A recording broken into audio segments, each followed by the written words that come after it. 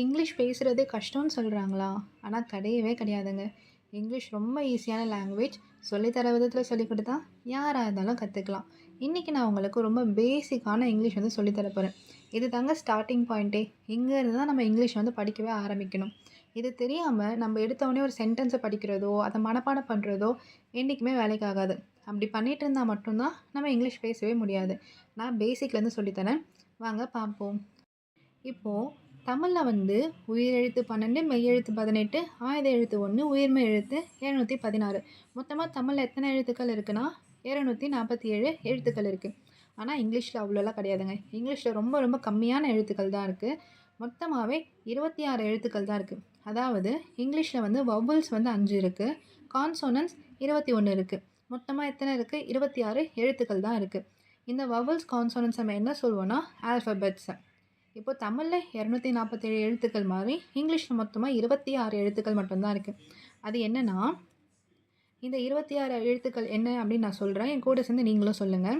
First A, A, B, B, C, C, D, D, E, E, F, F, G, G, H, H, I, I, J, J, K, K, L, L, M, M, N, N, O, O, P, P, Q, Q, R, R, S, S, T, T, U, U, V, V, W, W,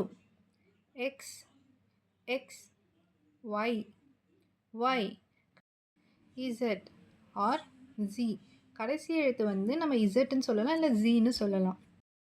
நம்ம ஃபஸ்ட்டே பார்த்துருக்கோம். Vowels மொத்தம் 5 இருக்குது. கான்சோனன்ட்ஸ் 21 இருக்குது. அந்த vowels என்னென்னன்னா ஏ, இ, ஐ, ஓ, you. என் கூட சேர்ந்து நீங்களும் சொல்லுங்கள். வவ்வல்ஸ் என்ன? ஏ, இ, ஐ, ஓ, யூ. இப்போ கான்சனன்ட்ஸ் என்னன்னு பார்ப்போமா? B, C, D, F, G, H, J, K, L, M, N, P, Q, R, S, T, V, W, X, Y and G.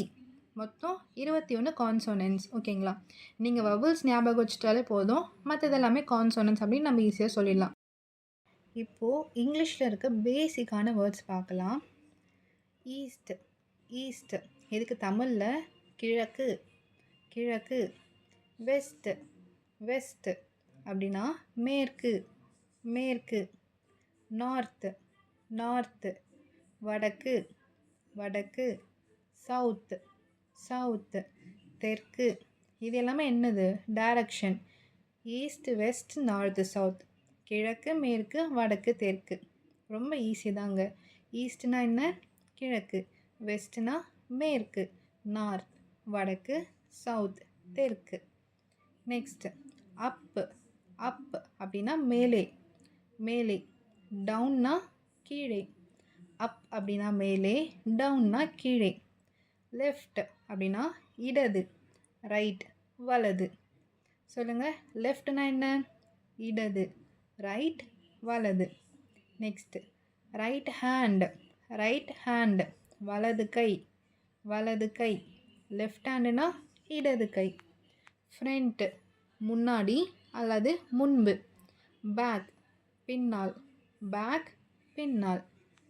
From இருந்து, ஃப்ரம் இருந்து. டு வரை அல்லது இக்கு. டூனா வரை அல்லது இக்கு. இது என்னென்னு நான் போக போக சொல்கிறேன். அப்போ உங்களுக்கு இன்னும் நல்லாவே புரியும். இன்சைடு, இன்சைட்னா உள்ளே. இன்சைட்னா என்னது? உள்ளே. அவுட் சைட்னா வெளியே. இந்த மாதிரி நம்ம சேர்த்து சேர்த்து தான் படிக்கணும். இன்சைட்னா உள்ளே, அப்போ வெளியே என்ன சொல்லுவாங்க? Out side. ரைட் ஹேண்ட்னா வலது கை, அப்போ லெஃப்ட் ஹேண்டுனா இடது கை. இந்த மாதிரி நம்ம ரெண்டுமே சேர்த்து சேர்த்து படிக்கிறப்போ தான் நமக்கு எப்போவுமே மைண்டில் நிற்கும்.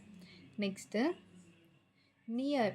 நியர் அப்படின்னா அருகில், இல்லைன்னா பக்கத்தில் அப்படி சொல்லுவோம். ஓகேங்களா? ஃபார். ஃபார் அப்படின்னா தூரம். எஃப்ஓஆர்னா வேறு, இங்கே வந்து எஃப்ஏஆர் இருக்குது. ஓகேங்களா? பார்த்துக்கோங்க. எஃப்ஏஆர் அப்படின்னா தூரம். ஓப்பன்னா திற. க்ளோஸ்னா மூடு. ஓப்பன்னா ஏதாவது ஒரு விஷயம் நம்ம பாட்டில் கொடுத்து ஓப்பன் பண்ணி கொடுனா திறந்து கொடு அப்படின்னு சொல்லுவாள், அதுதான். ஓப்பன்னா திறந்து அல்லது திற. க்ளோஸ்னா மூடு. நெக்ஸ்ட்டு கம் அப்படின்னா வா. கம் அப்படின்னா வா. கோ அப்படின்னா போ. கோ போ. பார்த்தீங்களா, ரைமிங்காக இருக்குது. கம்னா வா, கோனா போ. சிட் அப்படின்னா உட்காரு, இல்லைன்னா உட்கார். ஸ்டாண்டு நில்லு, இல்லைன்னா நில்லு. ஓகேங்களா? சிட்டுனா உட்காரு, ஸ்டாண்ட்னா நில்லு. இந்த மாதிரி யூஸ்ஃபுல்லான வீடியோஸ்க்கு நம்ம சேனலை மறக்காமல் நீங்கள் சப்ஸ்கிரைப் பண்ணி வச்சுக்கோங்க. நாளைக்கு வந்து இன்னொரு வீடியோவில் நம்ம இதை கண்டினியூ பண்ணலாம்.